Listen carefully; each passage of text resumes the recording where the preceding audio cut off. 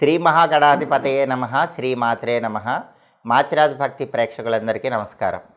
June నెలలో మేషాది ద్వాదశ రాశులకి మాస ఫలితాలు ఏ విధంగా ఉంటాయో, నెల మొత్తం విశేషంగా యోగించాలంటే ఎలాంటి ప్రత్యేకమైన పరిహారాలు పాటించాలో, జూన్ నెలలో మీ రాశికి కలిసి వచ్చే తేదీలేంటో కలిసి రాని తేదీలేంటో ఈ వీడియోలో మనం తెలుసుకుందాం. ముందుగా మేషరాశి.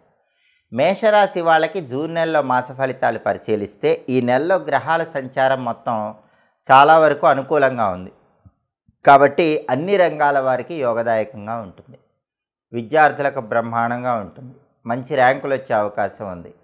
ఉద్యోగం లేని మేషరాశి వాళ్ళకి బ్రహ్మాండమైన ఉద్యోగం వచ్చే అవకాశం ఉంది. ఉద్యోగంలో కూడా ఉన్నత స్థాయిలో ఎదగటానికి చేసే ప్రయత్నాలు అనుకూలిస్తాయి. వ్యాపార రంగం చాలా అద్భుతంగా ఉంటుంది. ఊహించిన దానికంటే వ్యాపారంలో ఎక్కువ లాభాలు వచ్చే సూచనలు ఉన్నాయి. అలాగే కుటుంబంలో సంతోషకరమైన వాతావరణం చోటు చేసుకుంటుంది. కుటుంబంలో ఉన్న విభేదాలు సమసిపోతాయి. కుటుంబంలో అందరూ కూడా అనుకూలంగా ఒకే మాట మీద నిలబడతారు. ప్రమోషన్లు రావటం వల్ల కుటుంబంలో సంతోషకర వాతావరణం ఏర్పడుతుంది.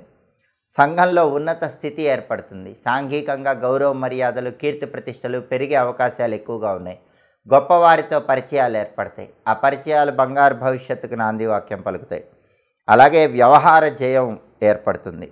రాజకీయ నాయకులను కలుసుకుంటారు, అధికారులను కలుసుకుంటారు, తీర్థయాత్రలకు వెళతారు, పుణ్యక్షేత్ర సందర్శనం చేస్తారు. ఆదాయానికి లోటు అనేది ఉండదు. ఏదో ఒక విధంగా ధనం అనేది చేతికి అందుతూనే ఉంటుంది. ఖర్చులు చాలా వరకు అదుపులో పెట్టుకుంటారు. అలాగే కళత్ర సహకారం ఉంటుంది. అంటే జీవిత భాగస్వామి సంపూర్ణమైన సహాయ సహకారాలు మేషరాశి వాళ్ళకి ఈ జూన్ నెలలో ఖచ్చితంగా లభిస్తాయి. అలాగే ప్రతి విషయంలో కూడా ఆనందం ఉంటుంది, ఉల్లాసం ఉంటుంది, ఉత్సాహం ఉంటుంది.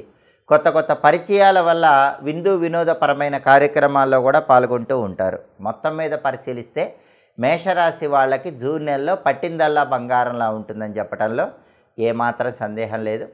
మేషరాశి వాళ్ళకి జూన్ నెలలో కలిసి వచ్చే తేదీలు 3, 8, 15, 17, 24, 26. ఈ తేదీల్లో ముఖ్యమైన పనులు చేస్తే అనుకూల ఫలితాలు వస్తాయి. అలాగే మేషరాశి వాళ్ళకి జూన్ నెలలో కలిసి రాని తేదీలు 5, 10, 12, 20, 22, 29. అనుకూల తేదీల్లో ముఖ్యమైన పనులన్నీ చేసుకోవాలి. ప్రతికూల తేదీల్లో ఎలాంటి పనులు నిర్వహించకూడదు. అలాగే మేషరాశి వాళ్ళకి గ్రహాలన్నీ కూడా అనుకూలంగా ఉన్నప్పటికీ వ్యయంలో రాహు ఉన్నారు కాబట్టి అప్పుడప్పుడు కొద్దిగా శత్రు బాధలు కనిపిస్తూ ఉంటాయి. అంతర్గత శత్రువులు, బహిర్గత శత్రువులు వెన్నుపోటు పడవాలని ప్రయత్నిస్తూ ఉంటారు. వాటిని అధిగమించడానికి మాత్రం వీలైనప్పుడు ఈ నెలలో మంగళవారాలు కానీ, ఆదివారాలు కానీ, శుక్రవారాలు కానీ, రాహుకాలం ఉన్న సమయంలో దుర్గాదేవి ఆలయంలో నిమ్మకాయ దీపాలు వెలిగించుకుంటూ ఉండాలి. దానివల్ల ఈ వ్యయంలో రాహు వల్ల ఏర్పడే ఇబ్బందులు తొలగిపోతాయి. శత్రు బాధల నుంచి బయటపడవచ్చు. మంగళవారం కానీ, శుక్రవారం కానీ, ఆదివారం కానీ మేషరాశి వాళ్ళు ఈ నెలలో దుర్గాదేవి ఆలయంలో రాహుకాల నిమ్మ దీపాలు వెలిగించినట్లయితే అంతర్గత శత్రువులు, బహిర్గత శత్రువుల సమస్య నుంచి బయటపడవచ్చు. శత్రువుల వెన్నుపోటు నుంచి బయటపడవచ్చు. అలాగే మేషరాశి వాళ్ళు వీలైనప్పుడల్లా శివలింగానికి తేనె, చెరకు రసంతో అభిషేకం చేసుకుంటూ ఉండండి. దానివల్ల కూడా ఈ శత్రు బాధల నుంచి బయటపడవచ్చు. మేషరాశి వాళ్ళు ఈ నెలలో ప్రతిరోజు స్నానం చేశాక దుమ్ దుర్గాయై నమః అనే మంత్రం 21 సార్లు చదువుకోండి. వీలైనప్పుడు దుర్గా ఆలయ దర్శనం చేయండి.